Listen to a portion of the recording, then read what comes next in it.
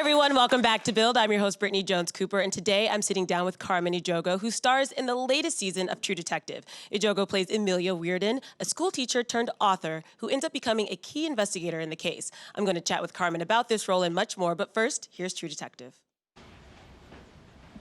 A lot of times, we do things to hurt ourselves because we think we deserve to be hurt.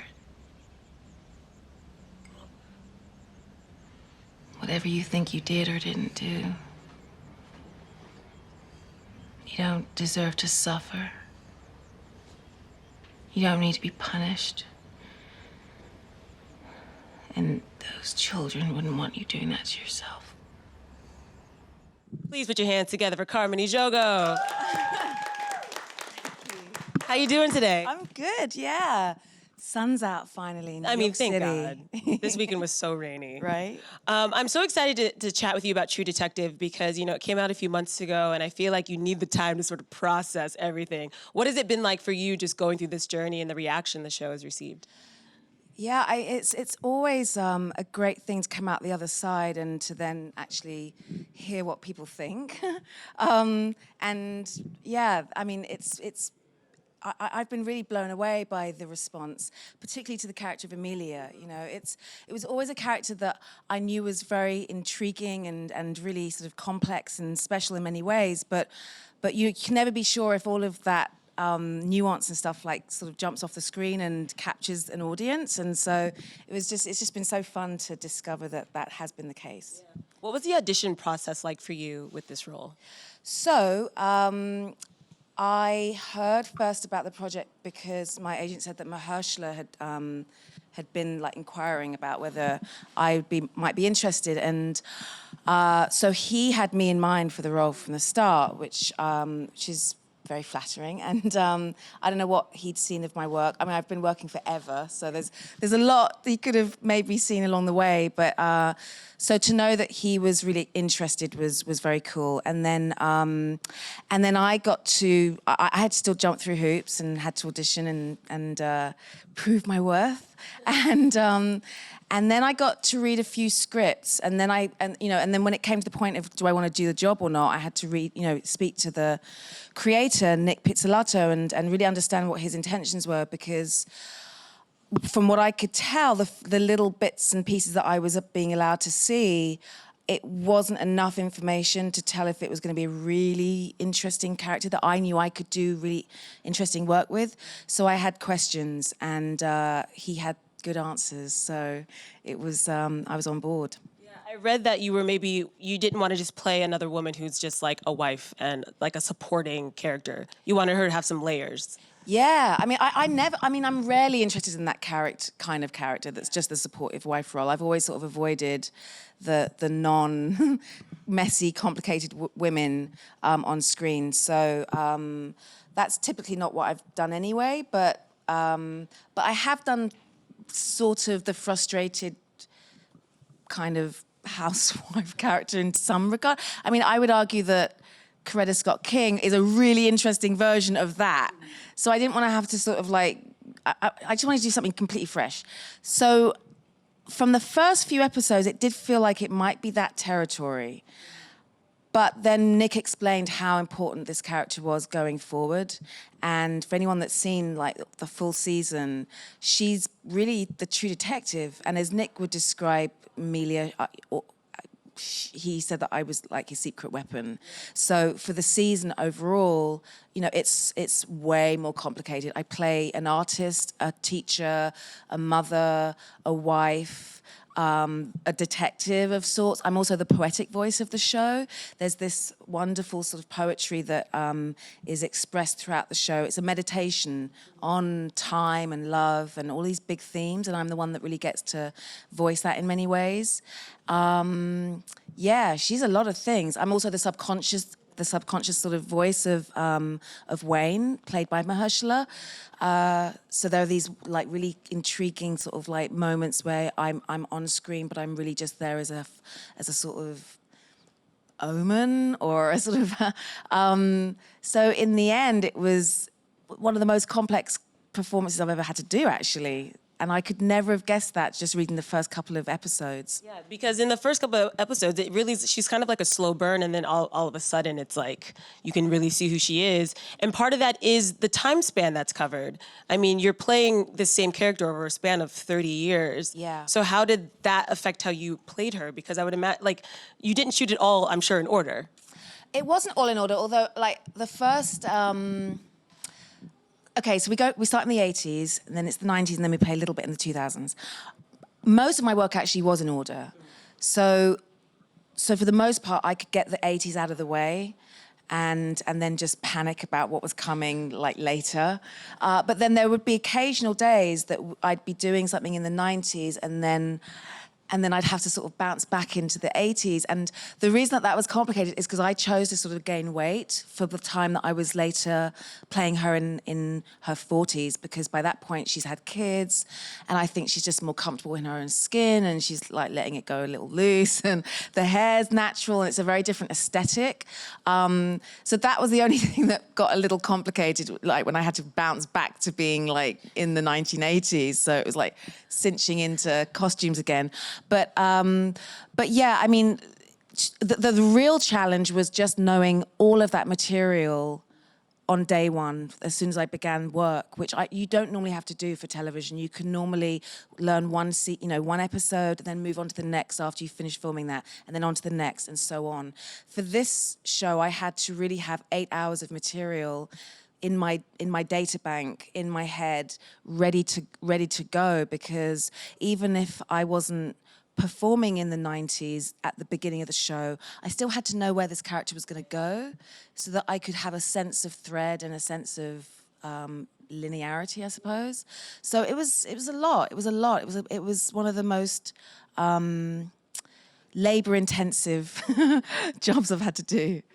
Imagine, you mentioned the things like your weight, your hair also changed. And so how much of that were things that you wanted to bring to Amelia, or was that in the script? Yeah, no, I'm obsessed with wardrobe, and like I've had the privilege of working with some great, very collaborative costume designers. So Fantastic Beasts, working with Colleen Atwood. You know, she was very happy for me to come up with like a lot of the aesthetic, the jewelry. She even made an alternate costume for me in white, because at one point I was thinking maybe Serafina Picquery is all in white, almost like a sort of like of Haitian sort of reference. Then also Ruth Carter, who just won the Oscar for Black Panther. I did a couple of movies with her, again, Sparkle and Selma. She was super open to like ideas and complete redesigns sometimes. Like I'm so grateful when I get to work with people that, you know, know what they do, and they do it brilliantly, but also understand how, for an actress, it can be so critical that she feels that, or he feels that they are really invested and part of the sort of creation. So the same was true on this show. So Emma Potter was just phenomenal. She had such a huge workload. We had to figure out a silhouette and a vibe and palette and all these things for 3 different decades. And it started with just really looking at images, you know, from the time, magazine covers of Ebony, or, you know, or what was, you know, what were people of the day wearing. Looking in for hair, I actually looked through a lot of yearbooks of the area that I was meant to be from. So I found like the Arkansas yearbook of 1980 to see what girls were wearing. You know, it's a very specific thing what a black girl's hair would have looked like, you know, relative to somebody else's hair, because I was kind of shocked actually at how few girls wore their hair naturally. You know, I bounce back and forth all the time, but back then I think really there was a bit of an obligation really to fit in. It was to straighten your hair, right? And so she's teaching in like an all-white space. She had to conform, because I'm playing a school teacher in a very small town where I'm probably, you know, not in the majority in terms of, you know, demographic. And so for lots of reasons, I thought it made sense that she had this very sort of like, tame, blown out hair, but still that sort of like very 80s flick, and it's very of the time. But then by the 90s, it becomes this much looser, natural, boho-y kind of thing, because she's now becoming the artist she's always wanted to be, and she's starting to find her voice and herself. That's something that's really sort of key to this character's growth and journey, is that it's about self-discovery, self-actualization, and through costume and hair and makeup, there were lots of ways to play with that stuff. So silhouette was like key, because in the 80s, she's very sort of curvy but self-conscious in her own sexiness. And then by the time she gets older, the outfits are a little sort of less flattering, but you can kind of sense that she's just more confident in herself. So it's a different kind of sexy. I was going to say, she's so confident in herself. You can tell by the way she carries herself. And then her interactions with him, with Wayne, are just, they're more equals. And she challenges him in a way that nobody else kind of does. And she says things to him that can be kind of mean, but they're truthful. So what was it like playing with Mahershala in those scenes? Because you guys really have to go back and forth. Yeah, gosh, we had such a challenge. Again, for many reasons, we really wanted to bring a very unique couple to the screen. Not just for the sake of that, but again, to make sure that it felt really authentic and honest. And just in that choice was going to make it pretty unique. Because often, couples on screen sort of fall into a formula of what we expect to see.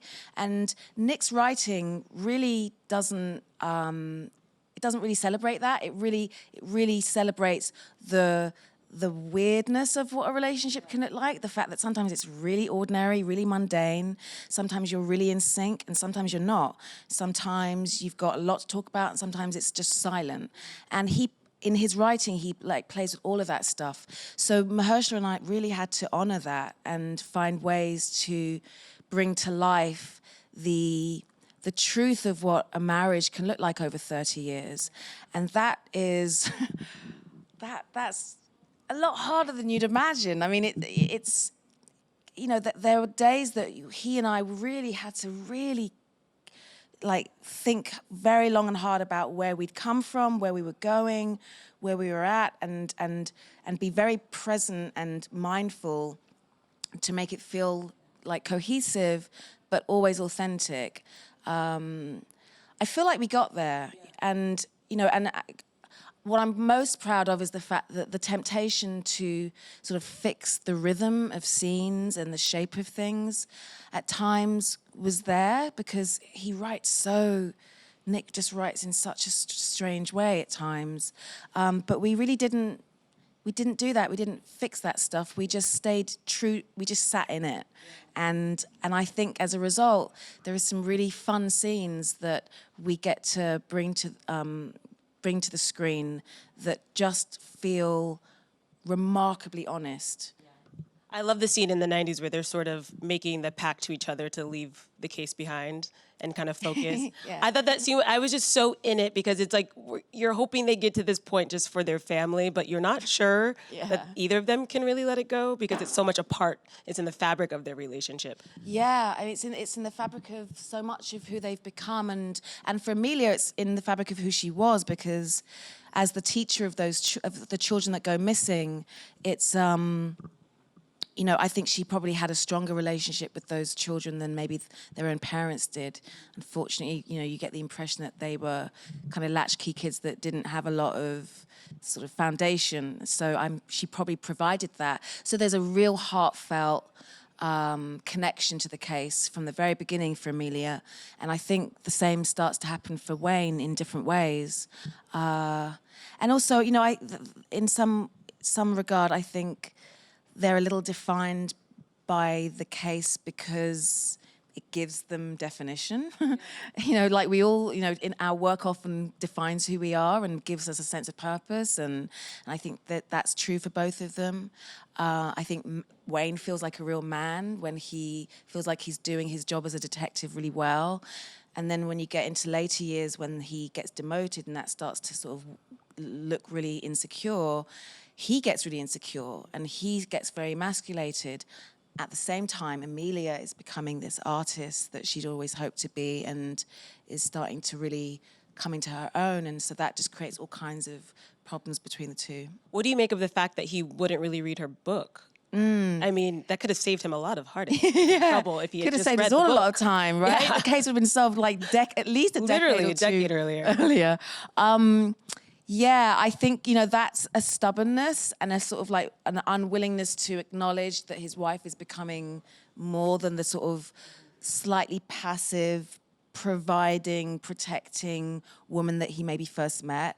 You know, part of the thing in terms of the journey that I was really excited to explore, as I was mentioning earlier, was the idea that where she begins is not where she ends up in any way. And what part of that looks like is that when we first meet Amelia, she's very reflective of Wayne's energy and very nurturing and wants to really sort of help sort him out. You know, in many ways, they're not a great match, but she's willing to sort of fight for him because I think she sees that he needs help and she's a nurturer by nature. But by the time you get later on, I think she's starting to really want to take care of herself in a way that she maybe would have made secondary, you know, when they first meet. So that's something that you definitely get to observe in the character. An interesting thing about the show is that because Wayne's losing his memory, sometimes it's jumping back and forth. You know, you really have to pay attention. And they don't ever really talk about Amelia's death. You know, we know that she's gone. Yeah. And so Nic has sort of addressed that. But for you, what is your understanding of, because between, you know, the 90s and 2015, you know, she's just not there. Yeah, well, so you do get to see her in 2005 when she's at the school, when she's now a professor. So you get a little inkling, you get a brief sort of suggestion that they've figured it out, that they're together again, and that the marriage is working. You know, the whole show in some ways is a meditation on what is it to stay together as a couple, as in a relationship. What does that look like? How do you do that? And so, if you know, it's important for Nic that he sort of explored that stuff. And we did actually film a scene of me sort of dead, dying. And I think it might be on like the DVD extra scene thing or whatever. So like for you know, for real fans, that stuff's out there to discover. But it was very interesting watching like social media and audience reaction to what, you know, to those questions not being resolved, because Amelia had become such an incredibly big part of the show that to not really, you know, some characters when they disappear, it's not really the end of the world, but this character was so fundamental to the show that it was a big question raised. I think it ended up being, there were a lot of great scenes that got sort of nixed in the end, and that happens in every great movie, every great TV show. And so I think that was sadly the fate of that particular scene, but it is out there and it is there to be seen if you dig deep enough. She just sort of passes away quietly? Yeah, it's not actually anything more dramatic than that, I don't think. I think that Wayne just outlives her, and that I hope the audience took enough away to get the impression that they'd made their peace with each other. They'd found some kind of solace, some way of making it work, so that he's just then left with memories and regrets that he didn't maybe figure certain things in terms of her value out sooner, so that there could have been even more years of having worked it out together. That takes us to the ending. And if you guys haven't seen it, this is like slight spoiler, but I mean, it's been out for a little bit. What do you make of the ending? Because there's a lot of kind of questions about, you know, they're kind of dancing into the lights and then he's walking into the forest in Vietnam. Was there any sort of conversation behind the scenes about what that meant for his journey? Well, in terms of his journey, I think in terms of the overall show, there are really big themes like being explored, and I think one of them is like the things that are cyclical, things that sort of repeat themselves, and things that heal themselves over time. And you know, I know that Nic, you know, has explored in the past this notion of time being a flat circle, and I think the idea that we end where we began, or that we begin where we end. I mean, whichever way you want to look at it, is a sort of reflection of that idea. But the idea that he will forever be haunted by his past and by what happened in Vietnam, I think, is probably why it ended up getting that final beat of the show. We are he and I walking into the light is the penultimate scene, the one before the last. So you get the impression that it's like a perfect, like, sort of wrap up to the season, and that really they're walking into the beginning of their lives together is what you're watching. I think that's kind of brilliant in that Nic is he really subverted a lot of things that were expectations of what we've seen in previous seasons. And he found ways to really sort of do things differently in this season. And for me, the idea of having just watched the entire season and then being sort of made to reassess everything you've just seen by ending the show, the entire season, with the start, going back to the beginning, is just like, I don't know, I think that's kind of brilliant. But, a lot of what he writes and thinks is open to interpretation. I do love that idea, and I've seen it in different works of art where time is not this linear thing, that it's circular, Right. and everything that has happened, is happening, will happen sort of at the same time. Absolutely. And that's how it felt at the end. Like everything that we've watched is just like happening in one moment. And Yeah, he doesn't buy into like tradition or like, or like, I think we're all sort of like here in this one construct, but I think he's very open to the idea that there are multiple constructs and universes and things going on simultaneously, and I think that's an entirely plausible way of looking at the world. that is my favorite conversation to have. I'll save you guys from it, but I love talking about like black holes and theories and Right? just like Yeah, the possibility no. of time and like where are we? Yeah, absolutely. I mean, I don't know how far I could go with that conversation with any real like expertise, either. but I'm definitely open to trying because I have that sense as well. I'm very like, I'm just as I'm like a serious empath, and I definitely pick up vibes and energy from my work. I use it, and just in my life, I'm aware of it. So I'm definitely open to all kinds of possibilities. Fun. Like you said, this is sort of a meditation in time and love, and so it makes you kind of think about that stuff, which is fun. Yeah. I know we have a couple of questions before we Okay, go. cool. So who do we have first? Hello. Hi. So, with all the great movies and characters you've played throughout the years, has there been a role that has created such an impact on your own life? Well, yeah, I would think that even just going through the process of doing the project is part of my real.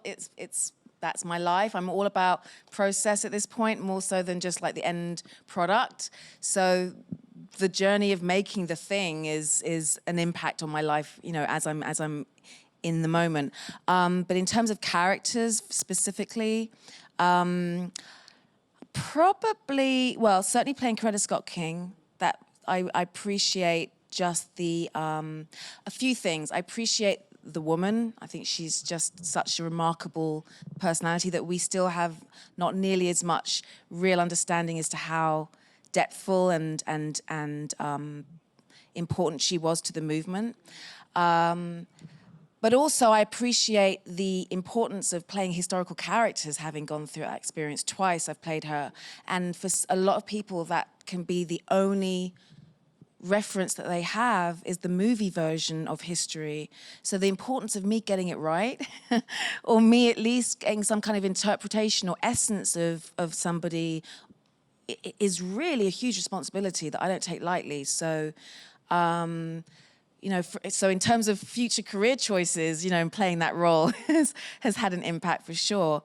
Also the role I played in Sparkle, which is a movie several years back, but that's a character that is like very dear to my heart because she's essentially a woman who, for the wrong reasons, ends up with the wrong kind of guy, basically, and and dims her own light as a result and doesn't find her way to shine in the world. And I think the sort of importance for women to hold on to, girls, women, all of us actually, to sort of not let your light be dimmed by others is sounds like a really sort of hokey, simple kind of notion, but you'd be amazed how many people don't shine their light every single day. And so for that reason, I think that's a really powerful character and one that I always try to keep up here. Thank you. Next question. Hi. You've worked with so many people over like your really long, successful career, and I was wondering who are some of your favorite people that you've worked with? Definitely love working with Whitney Houston on Sparkle. Like really, she was amazing. I really, that was one of the best sets to work on. Gosh, had always wanted to work with Denzel Washington. Finally got to do it in Rome and Israel about a year or so ago, and that was great to watch somebody that is so committed to their craft, like seriously, to a fault. Who else? Gosh, listen, I now come to totally appreciate my first ever movie being with Eddie Murphy. At the time, I did not, I was a girl from the UK. I kind of knew who he was. I knew his stand-up, but I was not, it was like, whatever. And, it was like, the film wasn't like the greatest of movies, and I was just all about being a thespian, and I still am, but, for that reason, I was like, Eddie Murphy. Now I'm like, wow, that's my first movie was with Eddie Murphy. Like, he's a freaking legend. So, same with Martin Lawrence. I've done a few films that at the time I was like, I'm so above this movie experience. Why am I here? This is such a stepping stone to bigger things. And now I look back and I'm like, that's like one of people's favorite movies. What's the worst that could happen? Who'd have thunk it? But there you go. When you look back on your career, has it just been really fun to see? I mean, you've gotten to play so many different characters. Yeah, I mean, look, that's been by design, because to have longevity in this career, you kind of have to prove your worth, and part of that is showing that you have range. And so I really didn't want to be the overly objectified 20-year-old that, was just playing the pretty girlfriend to, a leading man. And I feel like it paid off because I'm still going, and I've also been really surprised that some of my best work or the stuff I'm proudest of has been since having kids. I think when I was younger, a lot of, you'd hear constantly that, once you get past a certain age, once you have a family, well, if you haven't made it by then, you can forget about it. And I really was on a good path, and then I had a family and kind of like everything halted. But it seems that the industry has changed enough, and I've just had enough perseverance that that the best work is happening now, and hopefully still to come. Yeah, and True Detective is a testament to that. I can't tell you how much I loved Amelia, and just watching how much she challenged norms and just how dynamic she was, and how she ended up being kind of like the smartest one in the group, which I always love. So if you guys have not checked out True Detective, you should. It's streaming now on HBO Go. Please put your hands together for Carmen Ejogo. Thank you.